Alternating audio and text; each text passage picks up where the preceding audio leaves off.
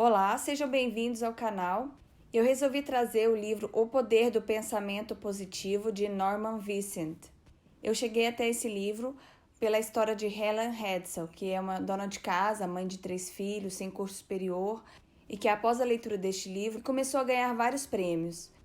Eu gostaria de avisar vocês que o meu livro é a edição antiga.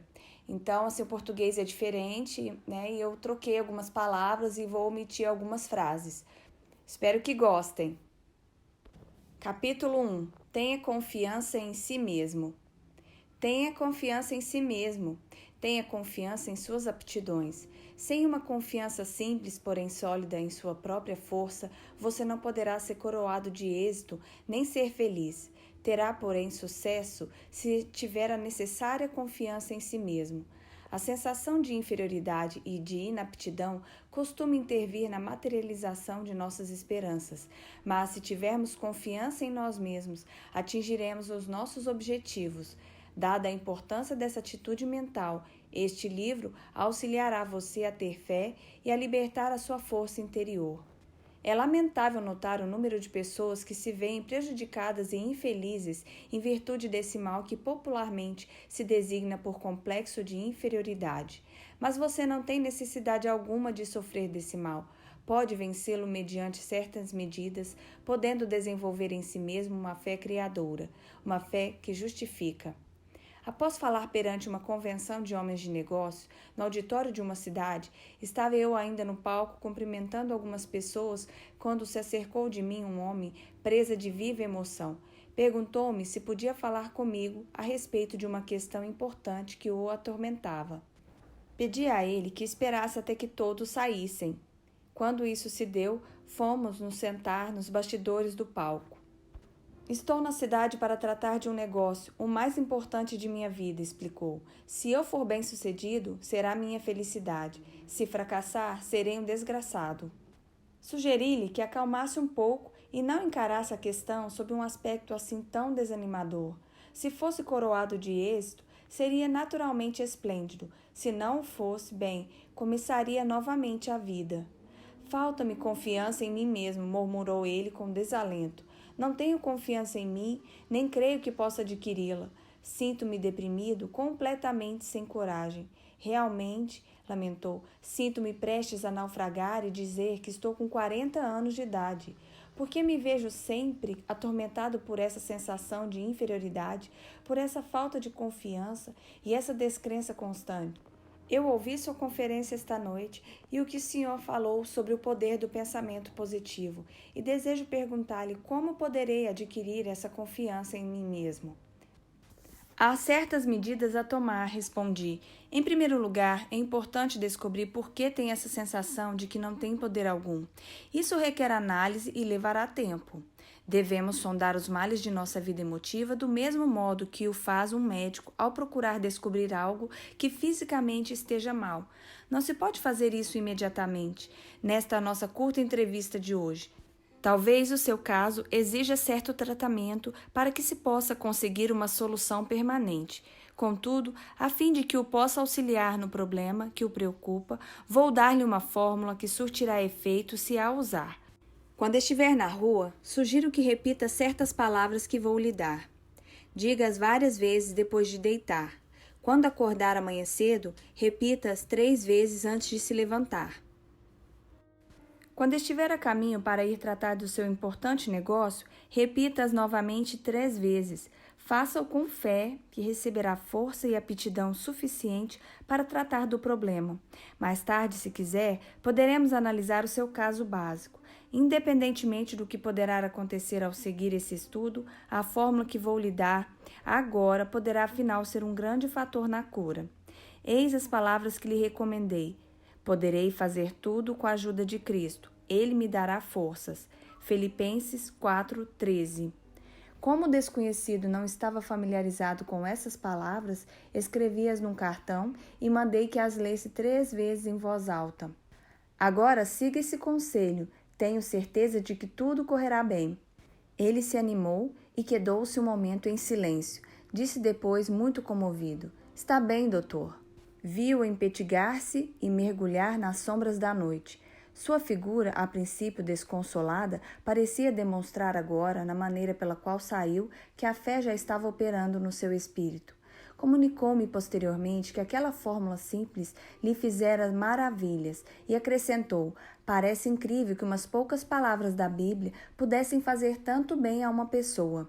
Esse homem me mandou fazer tempos depois um estudo das razões das suas atitudes de inferioridade, as quais foram eliminadas por meio de conselhos de ordem científica e observância de fé religiosa. Aprendeu a ter fé. Recebeu certas instruções específicas que deveria seguir. Estas serão dadas mais adiante neste capítulo. Adquiriu gradativamente uma forte, firme e razoável confiança. Não cessa de proclamar sua grande surpresa ao ver como as coisas lhe correm bem agora. Sua personalidade adquiriu um caráter positivo e não negativo, de modo que não mais afugenta o êxito. Ao contrário, costuma atraí-lo para si. Possui agora verdadeira confiança em sua própria força. Há várias causas para a sensação de inferioridade, e não são poucas as que se originam da nossa infância. O diretor de uma companhia consultou-me a respeito de um jovem a quem desejava promover. Acontece, porém, explicou ele, que não podemos confiar-lhe certas informações importantes e sigilosas. É lamentável. Não fosse isso, eu o faria meu assistente na administração. O rapaz tem todas as aptidões necessárias, mas fala muito e, sem que seja esta a sua intenção, divulga questões de natureza particular e importante. Tendo feito uma análise, descobri que o jovem falava muito simplesmente devido a uma sensação de inferioridade e, para compensá-la, sucumbia à tentação de alardear o que sabia. Ligara-se a homens mais ou menos bem instalados na vida, que havia cursado universidades e fazia parte de associações. Ele, no entanto, havia sido criado na pobreza, não cursara uma universidade e não era membro de associação alguma. Sentia-se assim inferior aos companheiros, tanto em cultura como em posição social. Para fazer figura no meio deles e realçar seu amor próprio, seu subconsciente, que sempre procurava promover um mecanismo que compensasse, fornecia-lhe os meios para elevar o seu eu. Sabia o que se passava na alta esfera da indústria e acompanhava o chefe a conferências, onde encontravam homens preeminentes e ouvia importantes conversações de caráter particular. Relatava aos companheiros boa parte das informações que não devia transpirar, com o propósito de fazer com que eles o admirassem e invejassem. Isso servia para aumentar o seu amor próprio e satisfazer seu desejo de ser reconhecido como grande elemento. O chefe, um homem bom e compreensivo, quando percebeu a causa dessa característica de sua personalidade, fez ver ao rapaz as oportunidades a que suas aptidões poderiam conduzir. Descreveu-lhe também como aquela sua sensação de inferioridade fazia com que não se pudesse contar com ele em assuntos confidenciais. Caindo em si e observando depois sinceramente a técnica da fé e das orações, o jovem veio a tornar-se um valioso elemento na companhia. Sua verdadeira força tinha se libertado. Posso, talvez, por meio de uma referência pessoal, ilustrar a maneira pela qual muitos jovens adquirem o complexo de inferioridade. Quando menino, eu era extremamente magro, tinha muita energia, fazia parte do time de corredores nas competições esportivas, gozava de boa saúde e era bastante rijo, mas muito magro. Isso me atormentava porque não queria ser magro, desejava ser gordo. Chamavam-me de magricela e eu não gostava desse apelido. Preferia que me chamassem de gorducho. Sonhava em ser valentão, forte e gordo. Fazia tudo para engordar. Bebia óleo de fígado de bacalhau, consumia uma grande quantidade de milkshakes, sorvetes de chocolate com creme, nozes, bolo e tortas, mas era como se nada adiantasse. Não engordava mesmo. Passava noites acordado, pensando no meu físico e sofria com isso. Continuei a tentar adquirir peso até quase aos 30 anos, e foi então que inesperadamente comecei a engordar a olhos vistos. A gordura começou a preocupar-me, passara a dar conta. Finalmente tive que fazer uma dieta para reduzir o peso. Foi um sofrimento poder conseguir o corpo mais ou menos razoável. Em segundo lugar, e para encerrar esta análise pessoal que estou expondo para mostrar aos outros como opera esse mal, eu era filho de um pastor, e todo mundo não se cansava de lembrar-me desse fato. Todos os companheiros podiam fazer o que bem entendesse, mas ai de mim se tentasse fazer uma pequenina coisa qualquer. Lá vinha a crítica. Oh, você, um filho de pastor? Não queria ser filho de pastor, pois é de se supor que seus filhos devem ser a delicadeza em pessoa. Desejava ser conhecido como sendo um valentão. Talvez seja essa a razão porque os filhos de pastores adquirem a reputação de serem algo intratáveis. Revoltam-se contra o fato de terem que empunhar sempre a bandeira da igreja. Jurei que uma coisa jamais faria, a de me tornar um pastor.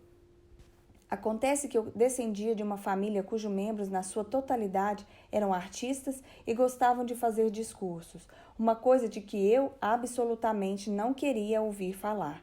Eles costumavam me fazer levantar em público para discursar, e nessas ocasiões eu quase morria de medo, ficava mesmo apavorado, e isso faz muitos anos. De vez em quando sinto ainda algo daquela desagradável sensação de outrora quando subo a uma tribuna para falar em público. Tinha que empregar todos os processos conhecidos para despertar a confiança na força que, porventura, Deus me dera. Encontrei a solução do problema nas normas simples da fé que a Bíblia nos ensina. São princípios científicos e bons que podem curar qualquer pessoa do doloroso complexo de inferioridade. Empregando-os, a pessoa que sofre desse mal poderá descobrir e libertar a sua força interior, inibida em virtude de uma sensação de deficiência.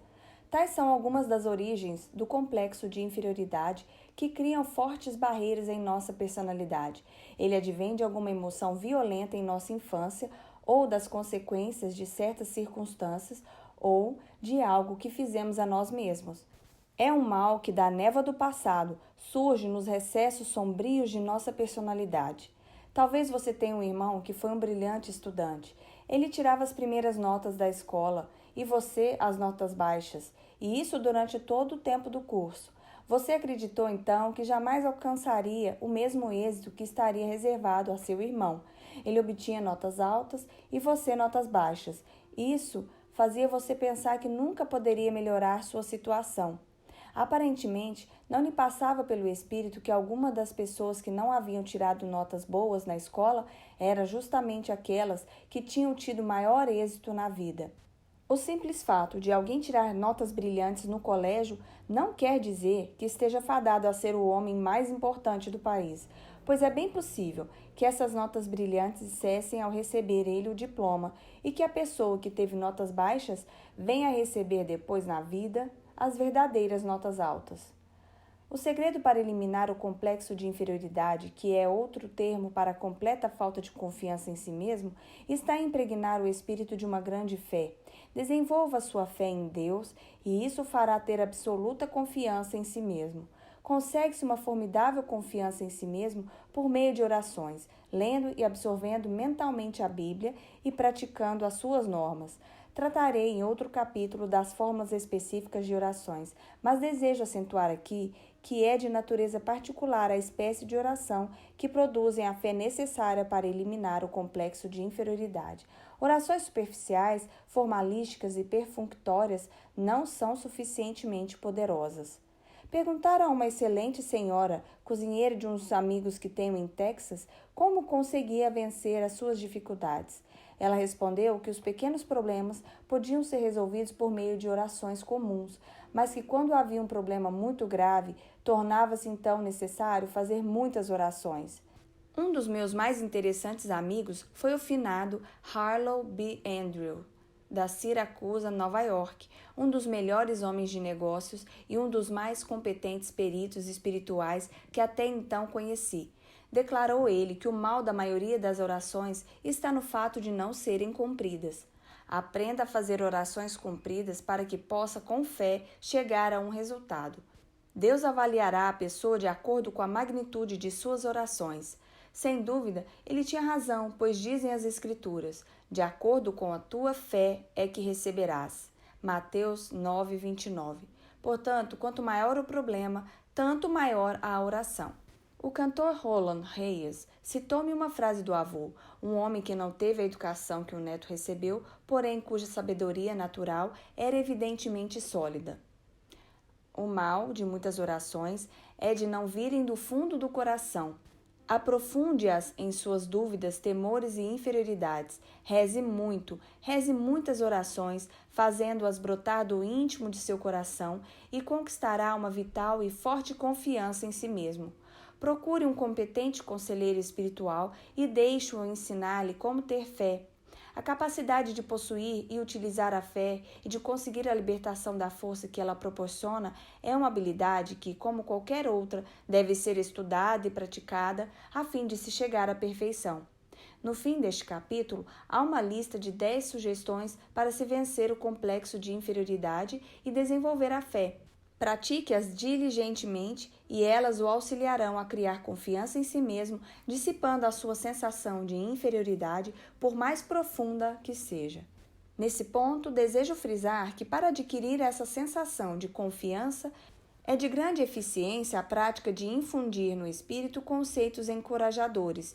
Se seu espírito ficar obcecado por ideias de insegurança e inaptidões, será isso naturalmente devido ao fato de as ter deixado dominar-lhe o pensamento durante um longo período de tempo.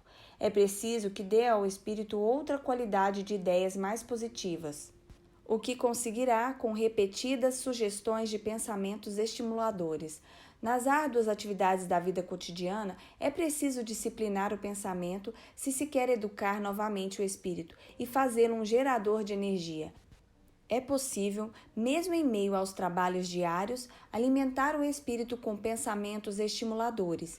Permita-me, leitor, que lhe fale sobre um homem que assim procedia, utilizando-se de um método característico.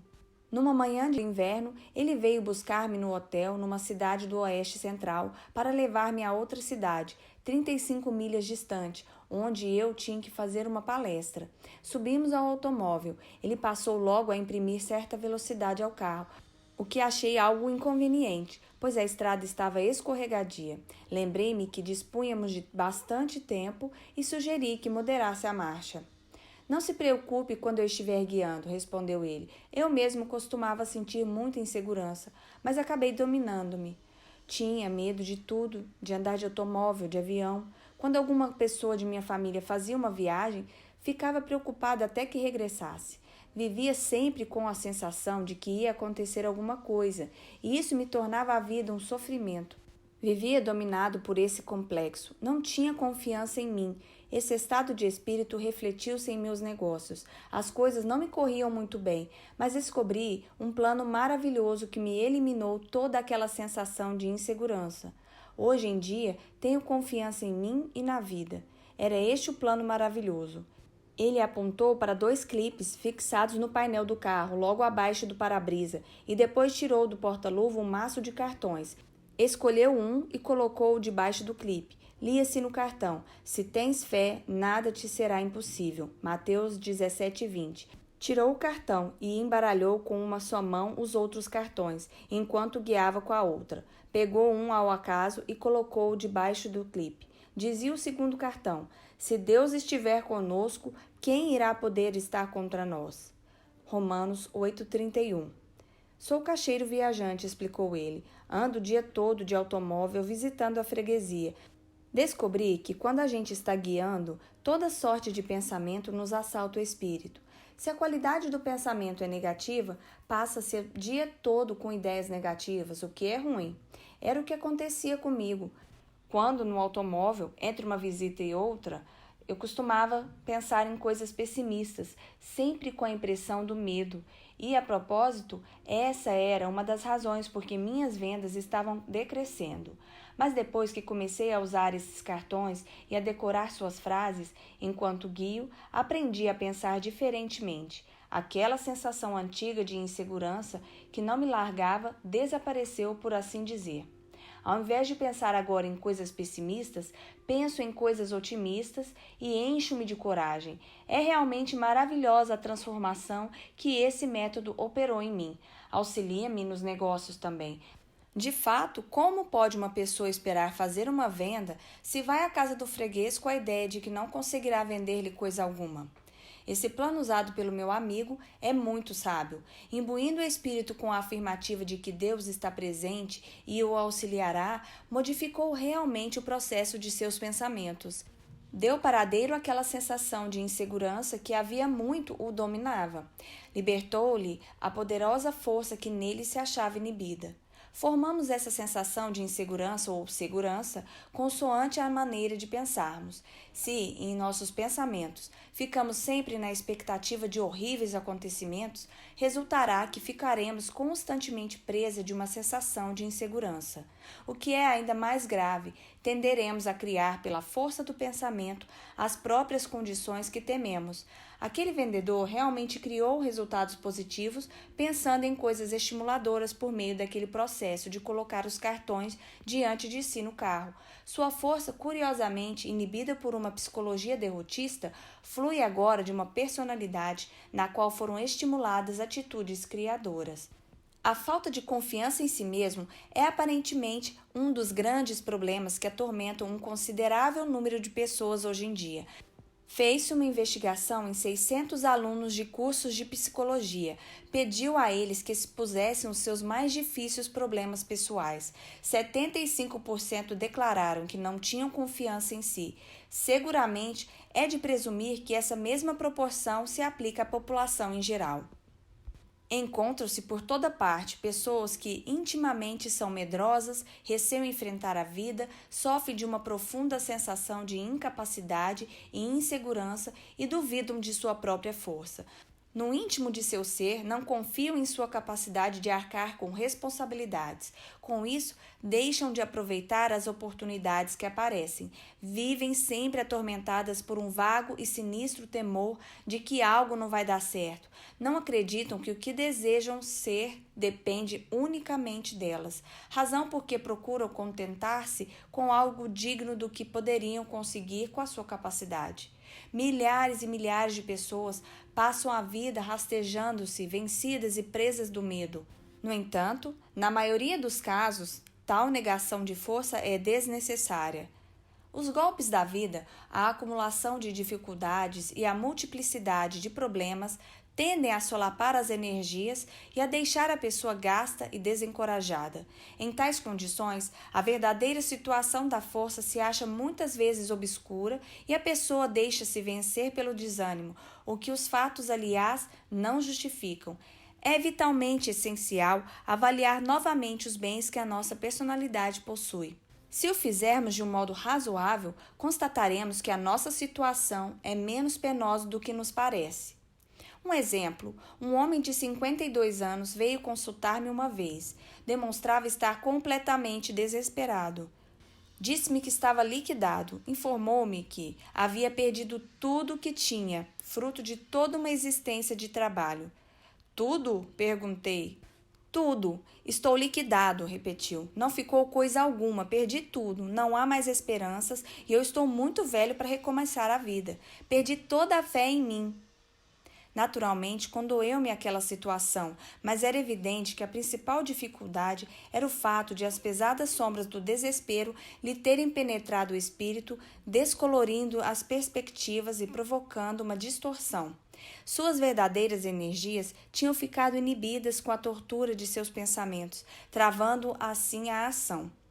Mas que tal se pegássemos uma folha de papel e anotássemos os bens que ainda lhe restam, propus.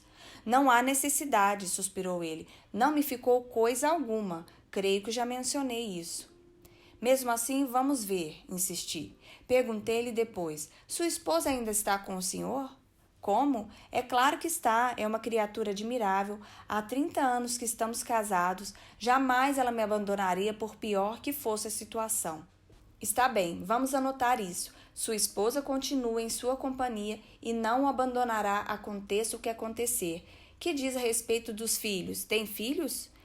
Tenho, respondeu. Tenho 3 e são realmente 3 criaturas adoráveis. Comoveu-me bastante a maneira com que eles logo me procuraram e disseram de seu amor por mim e que também não me abandonariam. Bem, aí temos o item número 2. 3 filhos que o amam e não o abandonarão. Tem amigos? Sim, de fato, tem alguns bons amigos. Devo confessar que foram muito corretos. Vieram visitar-me e disseram que gostaria de auxiliar-me. Mas como podem fazer? Não podem fazer coisa alguma. Este é o item número 3. Tem alguns amigos que gostariam de ajudá-lo e o têm em grande estima. Que me diz de sua integridade? Agiu mal alguma vez? Nada há contra minha integridade. Sempre procurei agir direito. Tenha consciência limpa. Muito bem. Anotemos a sua integridade como sendo item número 4. Que me diz de sua saúde? Gozo de boa saúde. Poucas vezes fiquei doente. Creio que estou em boa forma física. Anotemos isso como sendo item número 5. Boa saúde. Que acha dos Estados Unidos? Acha que continua ainda em franco comércio e seja o país das oportunidades? Acho que sim. É o único país no mundo em que eu gostaria de viver. Eis o item número 6. O senhor vive nos Estados Unidos, o país das oportunidades, e está satisfeito de viver aqui. Indaguei depois. E que me diz de sua fé religiosa? Crê em Deus? Crê que ele o auxiliará? Sim, não creio que teria suportado tudo isso se não tivesse alguma ajuda de Deus. Agora vamos ver a relação dos bens anotados. 1. Uma esposa maravilhosa, casado há 30 anos. 2. 3 filhos devotados que não o abandonarão. 3. Amigos que o querem ajudar e que o têm em grande estima. 4. Integridade, nada fez que o possa envergonhar. 5. Boa saúde. 6. Vive nos Estados Unidos. 7. Tem fé religiosa. Mostrei-lhe na mesa a folha de papel. Olhe isso, acho que possui tantos bens, julgara pelo que me dissera tivesse perdido tudo. Ele sorriu meio envergonhado. De fato, não pensei nessas coisas, disse. Isso não me passou pela cabeça. Talvez a situação não seja realmente tão má, declarou pensativamente. Quem sabe? Talvez pudesse começar de novo a vida, se conseguisse apenas adquirir certa confiança, se pudesse sentir alguma força dentro de mim. Bem, ele compreendeu tudo e tratou de começar a vida novamente. Conseguiu fazê-lo somente depois de ter modificado seu ponto de vista e sua atitude mental. A fé varreu as dúvidas que o assaltavam e uma força, o bastante para vencer suas dificuldades, emergiu no íntimo de seu ser. Esse incidente ilustra uma profunda verdade expressa num documento muito importante do célebre psiquiatra Dr. Karl Menninger. Disse ele: as atitudes são mais importantes que os fatos. Vale a pena repetirmos essa frase para que possamos aurir a verdade que ela encerra. Qualquer fato que enfrentarmos, por mais penoso que seja, mesmo que pareça irremediável, não será tão importante como a nossa atitude para com ele. Da maneira com que julgarmos um fato é que poderemos ser derrotados antes que possamos tomar qualquer medida com relação a ele. Poderemos, talvez, permitir que o fato nos esmague mentalmente antes que comecemos a tratar realmente dele. Por outro lado, a observância de pensamentos otimistas e animadores pode modificar ou dominar inteiramente o fato. Conheço um homem que é muito valioso para a sua companhia, não por causa de qualquer habilidade extraordinária, porém por causa de ele sempre demonstrar ser possuidor de um espírito animador. Quando seus companheiros encaram com pessimismo certo problema, ele logo emprega um método a que deu o nome de o método do aspirador de pó.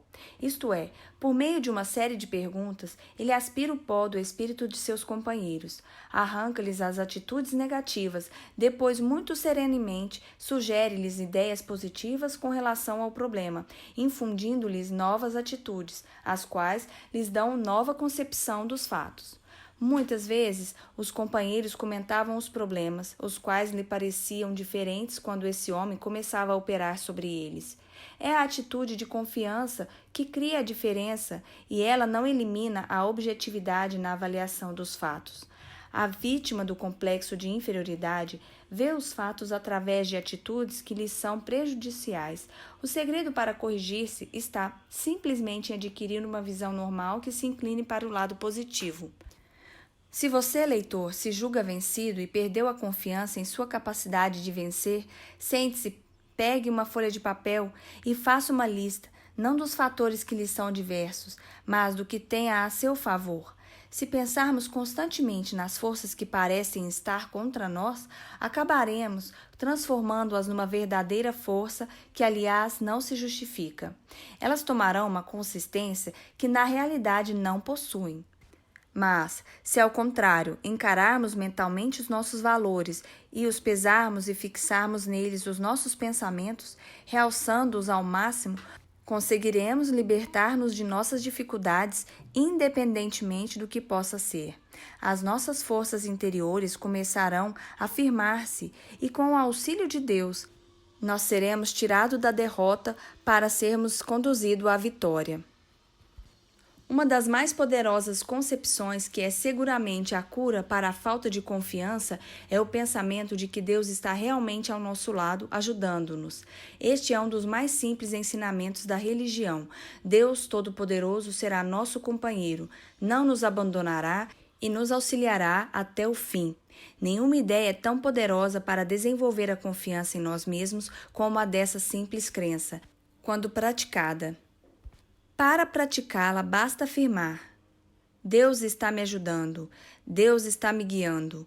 Leitor amigo, despenda alguns minutos imaginando a sua presença. Repita depois essa afirmação com fé. Trate de seus afazeres com a ideia de que aquilo que você afirmou e imaginou é verdade. Faça essa afirmação, imagine sua presença, tenha fé e será senhor de si. A libertação das forças que este processo estimula o surpreenderá. A sensação de confiança depende do tipo de pensamentos que habitualmente ocupa seu espírito. Pense no fracasso e pode estar certo de que se sentirá fracassado. Pratique, porém, pensamentos estimuladores, faça disso um hábito dominante e acabará desenvolvendo uma forte sensação de capacidade que o habilitará a vencer quaisquer dificuldades. Realmente, a sensação de confiança aumenta a nossa força. Basil King disse certa vez: seja ousado, que forças poderosas virão em seu auxílio. A experiência prova a verdade desse conceito. Você sentirá que essas forças poderosas o estão auxiliando à medida que a sua crescente fé vai modificando suas atitudes. Emerson declarou uma grande verdade: somente vencem aqueles que acreditam poder vencer. E acrescentou: faça aquilo que você possa temer, que o temor desaparecerá. Tenha sempre confiança e fé que seus temores e sensação de insegurança logo deixarão de exercer qualquer domínio sobre você. Uma vez, quando Stonewall Jackson planejava um ousado ataque, um de seus generais fez objeções dizendo que temia isso ou aquilo. Jackson pousou a mão sobre o ombro de seu subordinado e disse-lhe: General, não se guie jamais pelos seus temores. O segredo está em encher o espírito com pensamentos de fé, confiança e segurança. Isso expelirá todos os pensamentos eivados de dúvidas e eliminará a falta de confiança. Há um homem que durante muito tempo vivia atormentado por uma sensação de insegurança e temores. Sugeri que lesse a Bíblia inteira, sublinhando com um lápis vermelho todas as citações nela contidas relativas à coragem e à confiança. Ele acabou decorando-as. De fato, impregnou o espírito com os pensamentos mais sadios, mais felizes e mais poderosos que há no mundo. Esses pensamentos dinâmicos transformaram-no. De criatura desesperada que era, passou a ser um homem de força dominante. Foi notável a transformação que nele se operou em poucas semanas. De um espírito quase completamente fracassado, passou a ser uma personalidade confiante e inspiradora. Reconquistou a confiança em si mesmo e em sua própria força por meio de um processo simples, o de modificar o seu modo de pensar. Para resumir, que pode você fazer agora para criar confiança em si mesmo? Mencionamos abaixo 10 regras simples para dominar suas ideias de inaptidão e aprender a ter fé. Milhares de pessoas as têm empregado e obtido brilhante resultado. Comece a seguir esse programa que irá também criar essa confiança em si mesmo e em sua própria força. Você também terá essa mesma sensação de possante energia. 1. Formule e grave indelevelmente em seu espírito um quadro mental de si mesmo como sendo coroado de êxito em tudo. Mantenha sempre esse quadro no espírito. Não permita que desapareça. Seu espírito procurará desenvolver essa ideia. Jamais pense que irá fracassar. Jamais duvide da realidade dessa imagem mental. Seria perigosíssimo, pois o espírito sempre procura realizar aquilo que se imagina. Por conseguinte, imagine sempre o sucesso, por piores que as coisas lhe possam parecer no momento. 2. Toda vez que um pensamento negativo para com a sua força pessoal lhe assalte o espírito, exprima deliberadamente um pensamento positivo para eliminá-lo. 3. Não crie obstáculos em sua imaginação. Deprecie todos esses pseudo-obstáculos. Reduza-os ao mínimo. As dificuldades devem ser estudadas e tratadas de maneira eficiente a fim de serem eliminadas. Devem ser encaradas apenas como se apresentam. Não devem ser ampliadas por pensamentos pessimistas. 4. Não se deixe atemorizar por outras pessoas. Procure imitá-las. Ninguém pode ter a mesma eficiência que a sua. Lembre-se também que a maioria das pessoas, não obstante mostrarem confiança em si, sentem-se muitas vezes tão receosas e tão hesitantes quanto você. 5. Repita 10 vezes ao dia estas palavras dinâmicas. Se Deus estiver conosco, quem irá poder estar contra nós? Romanos 8:31. Suspenda aqui o áudio e repita-as agora, lentamente e com confiança. 6. Arranje um competente conselheiro para ajudá-lo a compreender a razão de ser de seu modo de agir. Conheça a origem de sua sensação de inferioridade e indecisões, a qual muitas vezes tem suas raízes na infância. O conhecimento de nós mesmos é um fator na cura. 7. Repita 7 vezes ao dia, em voz alta, se possível, o seguinte versículo: Poderei fazer tudo com a ajuda de Cristo, Ele me dará forças. Filipenses 4:13. Repita agora. Esta declaração mágica é o mais poderoso antídoto que existe na Terra para os pensamentos pessimistas. 8. Avalie exatamente a sua própria capacidade e dê-lhe depois 10% de acréscimo. Não se torne egoísta. Trate de desenvolver o respeito próprio. Tenha confiança na sua própria força como sendo libertada por Deus. 9. Entregue-se a Deus. Para fazer isto, basta dizer simplesmente: estou entregue a Deus. Creia depois que está recebendo nessa ocasião todas as energias de que necessita. Sinta-as fluindo para dentro de você. Afirme que o reino de Deus está na sua própria alma, na forma de uma força apropriada para enfrentar a vida. E 10. Lembre-se que Deus está com você e que nada poderá vencê-lo. Creia que está agora recebendo dele toda a força necessária. Fim do capítulo 1. Eu encontro vocês no próximo capítulo, no próximo vídeo. Obrigada e até lá!